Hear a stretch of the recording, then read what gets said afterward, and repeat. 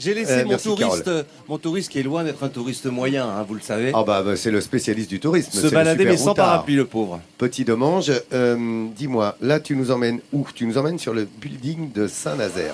Ouais, parce que c'est une véritable métamorphose qu'on va vous raconter aujourd'hui. Il y a là-bas un immeuble qui est sorti de terre en 1955. Il a été considéré comme une verrue, vous savez, ces constructions à l'américaine massives dont ne voulaient pas les Nazériens. Et au fil du temps, il est devenu un endroit branché, une population éclectique, des gens modestes, des petits propriétaires, mais aussi des artistes. L'ancien maire de Saint-Nazaire a habité ce building et c'est devenu un endroit extrêmement branché. Allez, la visite en compagnie de notre amie Bernadette Bourvon qui a réalisé ce reportage. Ah oui. Salut Bernie.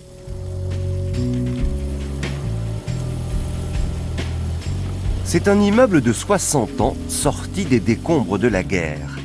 Détesté pour son allure avant-gardiste, le building aura bravement ignoré les critiques pour devenir aujourd'hui l'un des lieux les plus prisés des Nazériens. 12 étages et autant d'habitants et d'histoires personnelles liées à cette ville portuaire faite de départs et d'arrivées.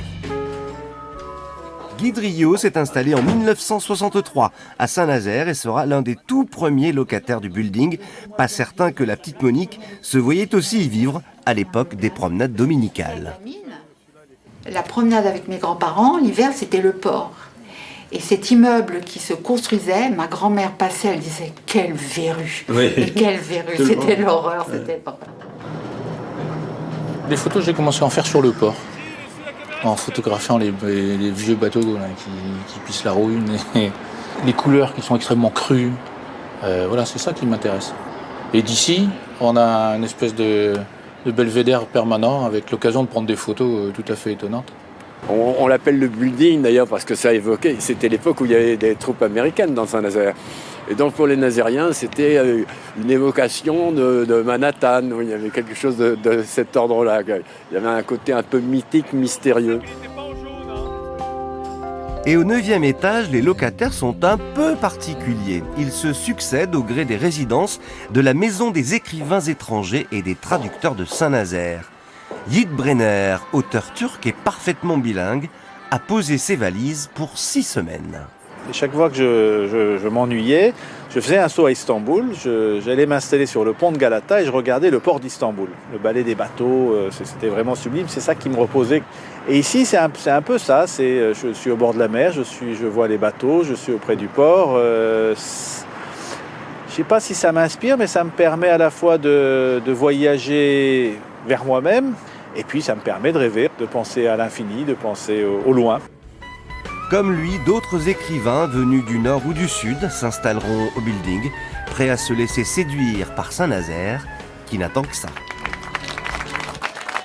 Joli reportage. Hein. Et on salue notre camarade Bernie, hein, Bernadette Bourvon, notre ami de France 3 Bretagne, qu'on prend beaucoup de plaisir à retrouver à chaque fois. Bernie, amical coucou évidemment. Et gros bisous évidemment. Ouais. Alors, y a-t-il des immeubles, des appartements à vendre dans cet immeuble? Moi, je me suis posé la question. Bon, faut pas rêver. Hein. Ça me rappelle Corbu, tu sais, en bas, l'immeuble Oui. du Fada à Marseille. Chez, oui, non, mais c'est exactement Nathalie ça. Simon. C'est-à-dire qu'en fait, dès qu'il y a un appartement en vente, ce sont des proches, des copains qui ont ça. Donc, à mon avis, aucune chance. Je voulais vous dire quand même que ce building voit passer tous les jours des bateaux parmi les plus beaux du monde, construits au chantier de l'Atlantique, au chantier de Saint-Nazaire, qui s'appelait les chantiers de l'Atlantique. D'ailleurs, bonne nouvelle pour eux ce week-end. Voilà, hein. Et qui viennent donc, ça y est, de signer pour la commande du plus grand navire du monde. On a vu passer le Queen Mary 2, on a vu passer de très très beaux bateaux de croisière, et en voilà un autre qui va faire travailler énormément de monde. Un petit clin d'œil à tous ceux qui réalisent ces merveilles de technologie à Saint-Nazaire. Écoute, c'est le Made in France à la française, et t'as raison, puisqu'on s'y intéresse dans Midi en France.